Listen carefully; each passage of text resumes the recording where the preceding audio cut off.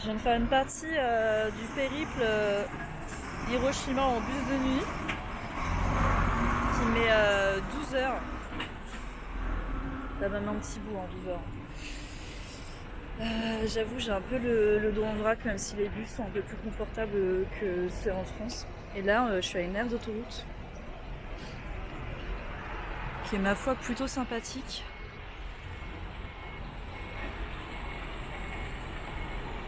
C'est assez montagneux et arboré.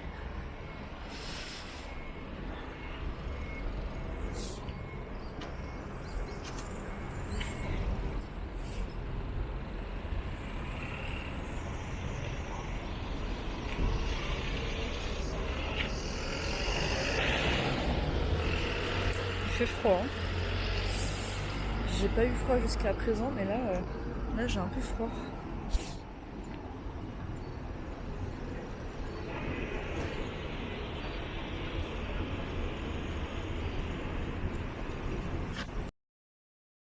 Je vous emmène dans le petit magasin de l'aire d'autoroute qui est toujours une véritable fascination pour moi.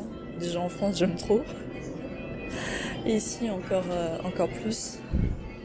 Il y a genre juste un rayon de boissons de fou. Et il y a aussi un frigo rempli de pots avec des glaçons pour pouvoir faire des cafés glacés directement. Là, c'est tous les onigiri qui sont du riz. En fait, c'est leur petit sandwich. C'est du riz fourré avec autour une feuille d'algue. Là, c'est les fameux petits sandwichs que parfois je prends quand j'ai un petit manque de pain. Putain, ceux-là, c'est mes préfs là. C'est avec des œufs mollets un peu marinés, ils sont trop bons. Et là, si vous avez une petite faim, fatigué, ce sont les plats. J'avoue, même le rayon glace, enfin, tout est vraiment très fourni. Viennoiserie, les petits beignets, hygiène. Et les souvenirs.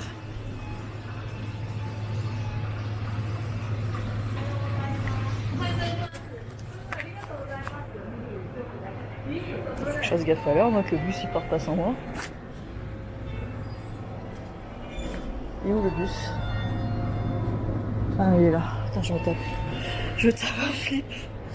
Et là, il y a des bao qui sont des raviolis farcis. Et voilà, bon, j'avoue, Je vais pas faire la folle. Hop. Et il est où mon bus? Ah, il est là.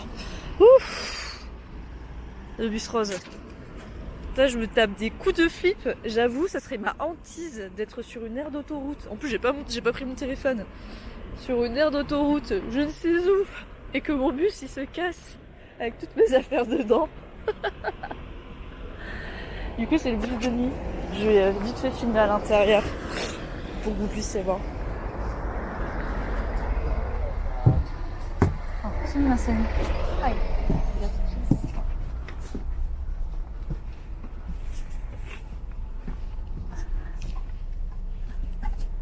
Oh, hi. Ah, arigato.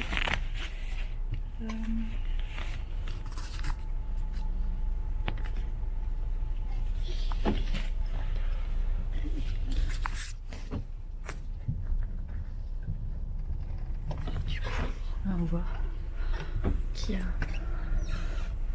ça pour pouvoir couvrir sa tête. Il y a une petite cloison entre les deux personnes. Et après, c'est inclinable ici. Et en bas, on peut mettre ses pieds. Les toilettes dans le bus. Aussi. Voilà. Bon, je suis bien arrivée à mon auberge de jeunesse. Il n'y avait personne. Et c'est là qu'on voit le fossé culturel au Japon par rapport à la France. C'est-à-dire que tout était ouvert. Moi, j'avais demandé en amont si je pouvais laisser mes bagages. C'est un truc qui se fait très souvent ici.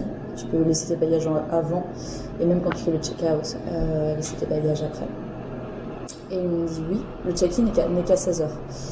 Et donc du coup, je rentre, il n'y a personne. J'avais demandé si je pouvais utiliser la salle de bain, ils m'ont dit oui. Donc encore une fois, genre, tout est nickel, propre, chrome, c'est impressionnant. Et c'est surtout le degré de confiance, puisque rien n'est fermé. C'est-à-dire que j'ai l'impression que la notion de vol n'existe même pas. Du coup, je vais laisser ma valise ici de toute façon en même temps. Qui va me voler des vêtements? Je ne sais pas. Et puis c'est que des vêtements, donc si on me vole des vêtements, c'est pas très grave. Je pense que je vais laisser aussi mon ordinateur, puisque il est verrouillé de toute façon. Il est en français. Je suis pas sûre que ça intéresse, et puis c'est un PC, donc c'est pas non plus un truc de fou. Par contre, je vais emmener avec moi forcément mon passeport, argent, ma caméra, ma Nintendo Switch aussi. C'est pas très lourd. Et puis voilà, je vais laisser mes valises comme ça. Ouais, c'est très mignon en tout cas. Franchement, je vous ferai un petit tour propriétaire tout à l'heure. C'est pareil, les salles de bain, elles sont équipées, je crois, d'un sèche-cheveux, un peu de l'espace. Enfin, c'est fou. Je suis contente d'être arrivée à Hiroshima et d'avoir laissé un petit peu la vie de la capitale derrière moi, parce que il y a eu beaucoup de monde tout le temps. Là, bon, Hiroshima reste une grande ville, mais je sens que c'est plus calme et qu'il y a pas mal d'arbres. Voilà, je vais forcément aller au musée de la paix et pas mal d'endroits historiques. Là, je vais me prendre un bon petit déj. La nuit dans le bus a été assez un peu harassante, dans le sens où j'ai un peu mal partout. Même si j'ai dormi comme un gros bébé. Je pense que j'ai dû me taper genre au moins 8 heures de sommeil, ce qui fait du bien. Voilà, bon, je vais vous emmener dans mes petites pérégrinations. À plus tard.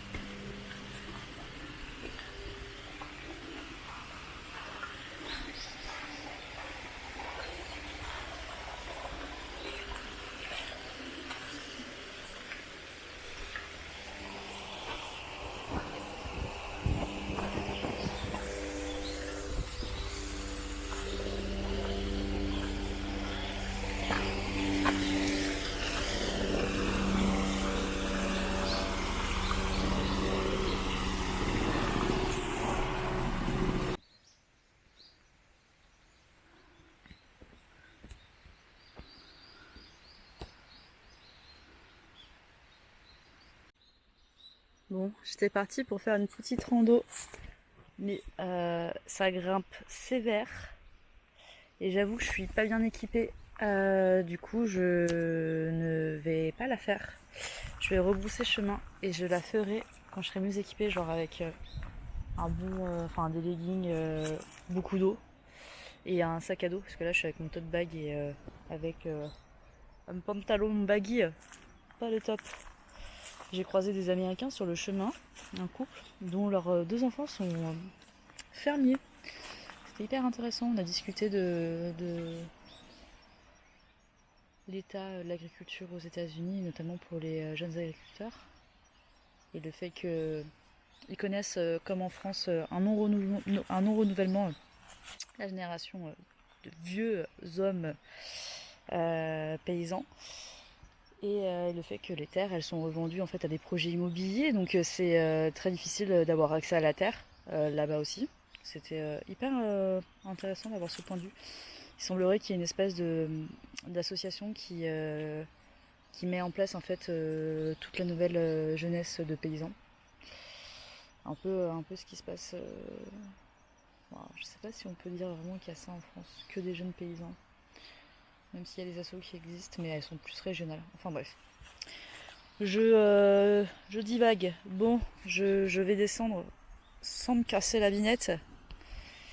Grimper, c'est pas le plus dur, c'est descendre le plus difficile. Souhaitez-moi bonne chance. Bon, je suis descendue saine et sauve. Heureusement, à chaque fois que dans les moments comme ça, je dis merci aux arbres.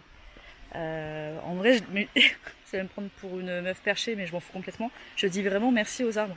Parce que ils m'aident en fait à m'accrocher, à être là, par leur force et leur solidité.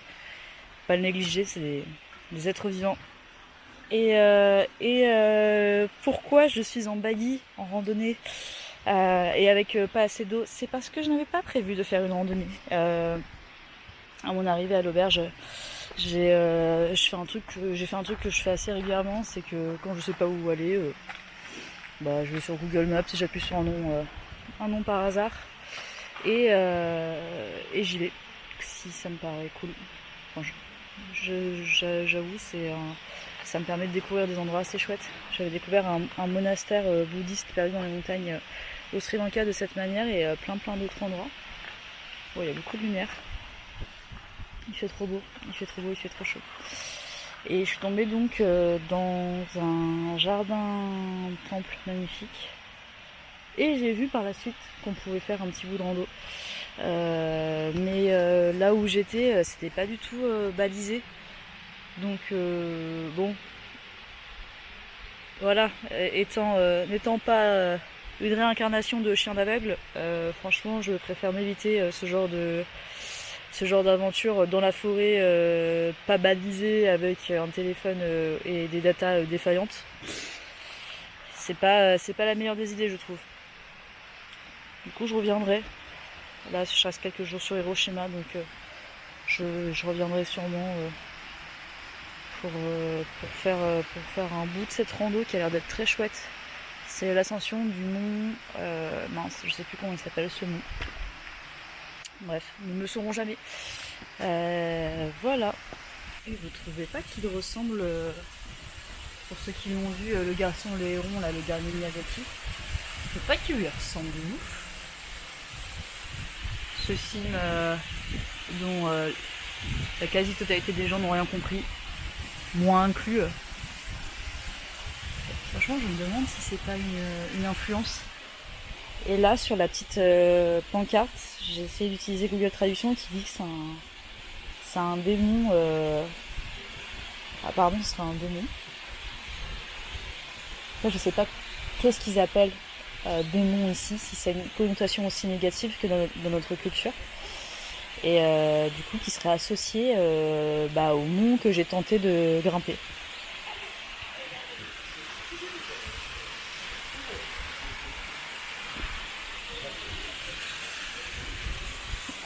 Souvent ça, c'est les petites... là, faut mettre 100 yens. Et ensuite, on doit tirer un papier et c'est des des prédictions. J'en ai pris un, je vais me poser par la suite et le traduire pour voir ce que ça signifie.